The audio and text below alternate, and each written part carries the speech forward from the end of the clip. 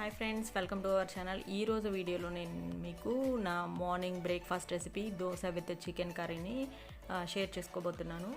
దీన్ని ఎలా ప్రిపేర్ చేశానంటే, ముందుగా చికెన్ పీసెస్ని నీట్గా కట్ చేసి క్లీన్ చేసేసుకొని ఇందులో ఉప్పు, కారం, పసుపు, లెమన్ జ్యూస్ని వేసి బాగా కలుపుకొని పక్కన పెట్టేశాను. ఈలోగా నేను ఇప్పుడు గరం మసాలా కోసం ప్రిపేర్ చేసుకుంటున్నాను. దీనికోసం కడాయి తీసుకొని ఇందులో ధనియాలు, ఎండుమిర్చి, మనం గరం మసాలాకి ఏమేమి ఇంగ్రీడియంట్స్ అయితే వాడతానో అవి మొత్తం ఇందులో వేసేసి నేను ఫ్రై చేసేసుకుంటున్నాను. ఇక్కడ చూడండి నేను ఏమేమి వేస్తానో. గరం మసాలాలోకి బిర్యానీ ఆకు, జీలకర్ర, ఇంకా మిరియాలు, దాల్చిన చెక్క, లవంగాలు, టోటల్గా అన్నీ వేస్తాను. ఇవన్నీ వేయడం వల్ల యాలకులు వీటి వల్ల మనకి మంచి ఫ్లేవర్ వస్తుంది మనం కర్రీకి. ఇవి వచ్చేసి మిరియాలు. టోటల్గా మొత్తం అయితే అన్ని ఇంగ్రీడియంట్స్ని వేసిన తర్వాత సిమ్లో ఉంచేసి వీటిని బాగా ఫ్రై చేసుకోవాలి.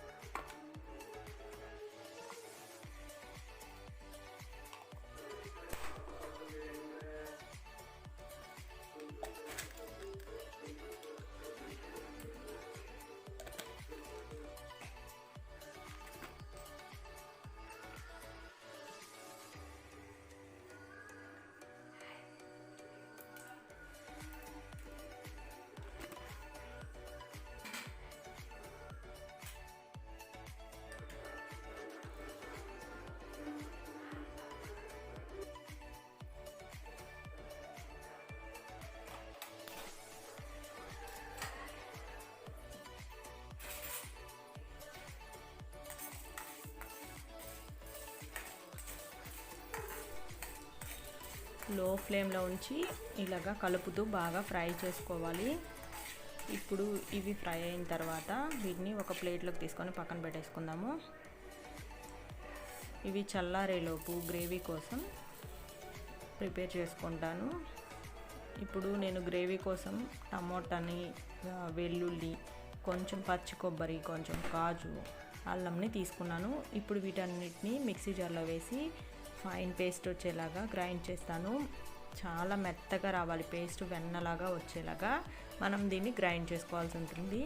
అందుకని వీటిని మిక్సీ జార్లో వేసేసి కొంచెం వాటర్ యాడ్ చేసి కనుక బాగా గ్రైండ్ చేస్తే చాలా స్మూత్గా వస్తుంది పేస్ట్.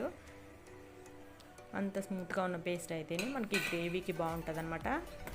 ఇప్పుడు దీన్ని గ్రైండ్ చేసేసాను. చూడండి పేస్ట్ ఎలా ఉందో. కన్సిస్టెన్సీ వచ్చి ఇలా రావాలి. ఇప్పుడు దీన్ని పక్కన పెట్టేసుకొని మనం స్టవ్ ఆన్ చేసుకొని కుక్కర్ని స్టవ్ మీద ఉంచి ఇందులో కొంచెం ఆయిల్ని యాడ్ చేసుకొని హీట్ చేసుకుందాము.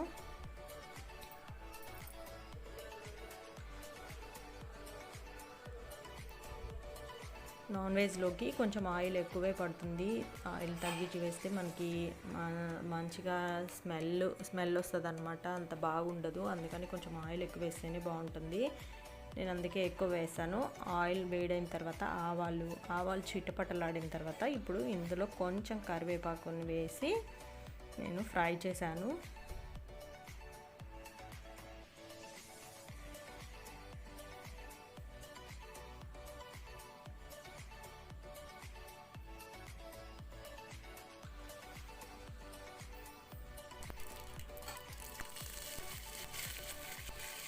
ఇప్పుడు ఈ కరివేపాకు ఫ్రై అయిన తర్వాత మనము పేస్ట్ వేసుకున్నాము కదా గ్రేవీ కోసం అని చెప్పి, ఆ గ్రేవీ కోసం వేసిన పేస్ట్ను కూడా ఈ ఆయిల్లో వేసి ఒక 5 మినిట్స్ పాటు బాగా మగ్గనివ్వాలి. ఎందుకంటే అందులోంచి పచ్చి వాసన మొత్తం పోతుంది ఆయిల్లో వేసి బాగా ఫ్రై చేసినట్లయితే. ఇలా జార్లో ఉన్న పేస్ట్ మొత్తం ఇందులో వేసేసి కొంచెం వాటర్ జార్లో యాడ్ చేసుకొని కలిపేసి పోసేస్తే సరిపోతుంది. ఇలా వేసిన తర్వాత ఒక 5 to 10 మినిట్స్ వరకు, అంటే ఆయిల్ పైకి తేలేంత వరకు దీన్ని ఉడికించుకోవాల్సి ఉంటుంది. మనకి మసాలాలో పచ్చి వాసన మొత్తం నీట్గా పోతుందన్నమాట. మసాలా ఉడికితేనే ఆయిల్ పైకి తేలుతుంది బాగా. ఇలా అయిన తర్వాత ఇప్పుడు ఇందులో చికెన్ వేసి బాగా కలుపుకోవాలి. చూడండి ఆయిల్ పైకి వచ్చేసింది కదా. ఇప్పుడు చికెన్ వేసేసుకుందాము. ఇందులో చికెన్ ముక్కలను వేసి బాగా కలుపుకోవాలన్నమాట.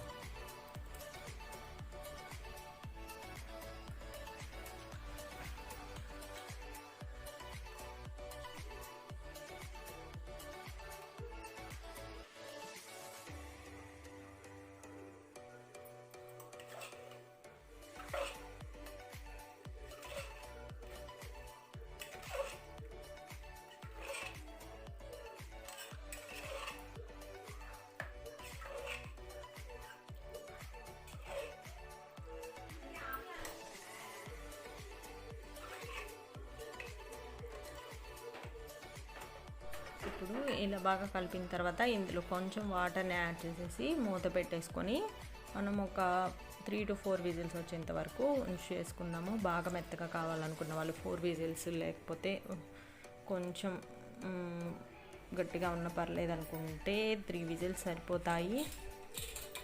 అది మన చాయిస్ అనమాట. నేనైతే 4 విజిల్స్ రానిచ్చాను. ఇప్పుడు కుక్కర్కి మూత పెట్టేసుకొని మనం గరం మసాలా కోసం ఫ్రై చేసాం కదా, అది నేను రోట్లో దంచుతాను.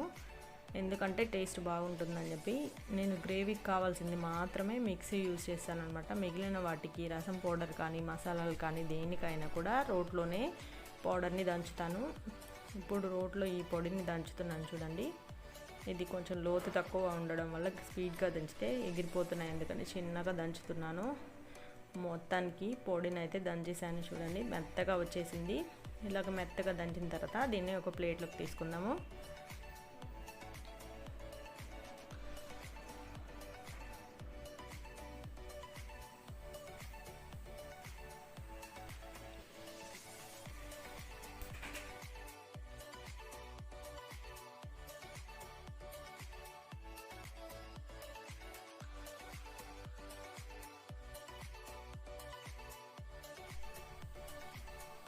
ఇప్పుడు 4 విజిల్లు వచ్చేసి స్టవ్ ఆఫ్ చేసేసిన తర్వాత కుక్కర్ని పక్కన పెట్టేసుకుందాము. ఈ కుక్కర్కి ప్రెషర్ పోయేలోపు దోస పిండిని కలుపుకోవాలి. దోస పిండి ఇందులో ఇప్పుడు 2 స్పూన్స్ దాకా ఉప్పు వేసి కొంచెం వాటర్ని యాడ్ చేసి నేను ఈ పిండిని కలుపుకుంటున్నాను.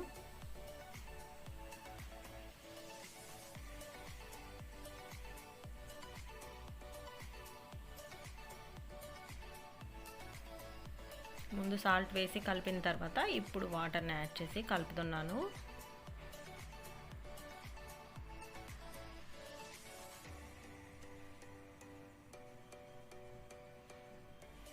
ఇలా బాగా మిక్స్ చేసి పక్కన పెట్టుకున్న తర్వాత ఇప్పుడు స్టవ్ మీద ప్యాన్ పెట్టుకొని మనం ఎంచక్క దోసలు అయితే వేసేసుకుందాము. ఈ ప్యాన్ హీట్ అయ్యేలోపు ఇప్పుడు కుక్కర్కి ఉన్న ప్రెషర్ అయితే పోయినట్లుంది, చూద్దాం. మరైతే ముందుగా మనకి దోశలకు కావాల్సిన ఆయిల్ అవన్నీ రెడీ చేసి పెట్టుకున్న తర్వాత కుక్కర్కి ప్రెషర్ పోయి ఉంటుంది. ఈలోగా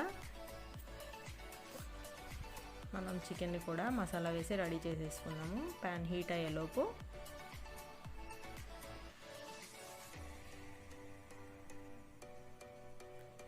ఇక్కడ చూడండి ప్రెషర్ అయితే పోయింది. ఇప్పుడు మూత తీసేస్తే చూడండి బాగా ఉడికిపోయింది అనమాట. ఇప్పుడు మనం ఇందాక దంచిన మసాలా పౌడర్ని, గరం మసాలాని ఇందులో వేసుకొని బాగా కలుపుకోవాలి.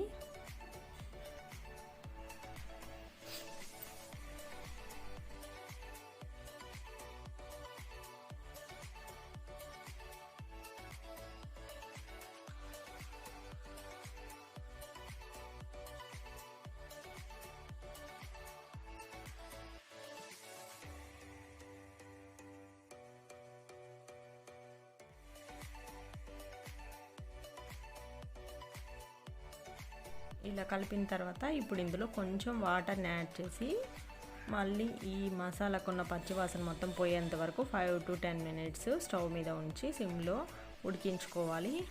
ఇది ఉడికేలోపు మనం ఈలోగా దోశలు అయితే వేసేసుకుందాము. ప్యాన్ హీట్ అయిపోయినట్లుంది చూడండి, పొగ వస్తుంది పెనం మీద.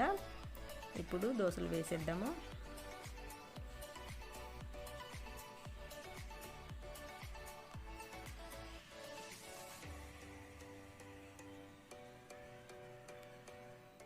నేను దోశల కోసం నాన్ స్టిక్ పెనం అయితే యూజ్ చేయను, ఎందుకంటే నాన్ స్టిక్ పెనం మీద వేసే దోశలు నాకు నచ్చవు, నాకే కాదు ఇంట్లో వాళ్ళకు కూడా నచ్చవు. అందుకని అస్సలు దాన్ని యూజ్ చేయను. ఇనుముతో ఉన్న ఇట్లాంటి దాన్నే యూజ్ చేస్తామన్నమాట. ఇవి బాగా వస్తాయి నీట్గా, దోశలు కూడా మెత్తగా బాగుంటాయి.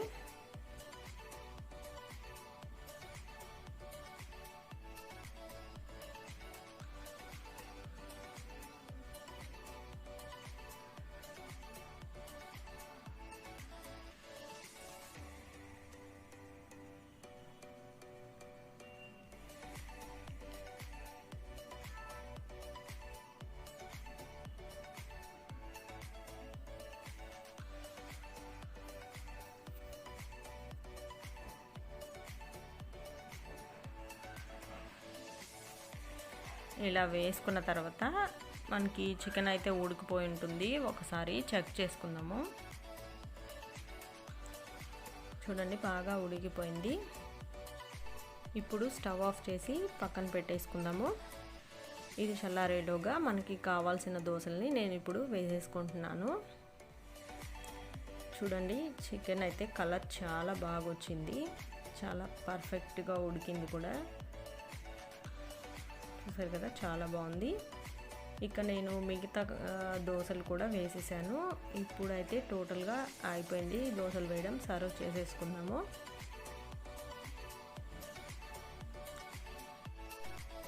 దోశలతోటి చికెన్ కర్రీ అయితే చాలా బాగుంటుంది కాంబినేషను.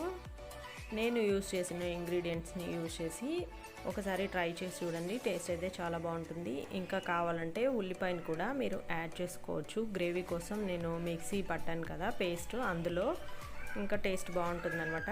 ఓకే ఫ్రెండ్స్, వీడియో నచ్చితే లైక్ చేయడం మాత్రం మర్చిపోకండి. అలాగే మరిన్ని మంచి మంచి వీడియోస్ కోసం మన ఛానల్ని సబ్స్క్రైబ్ చేసుకోండి.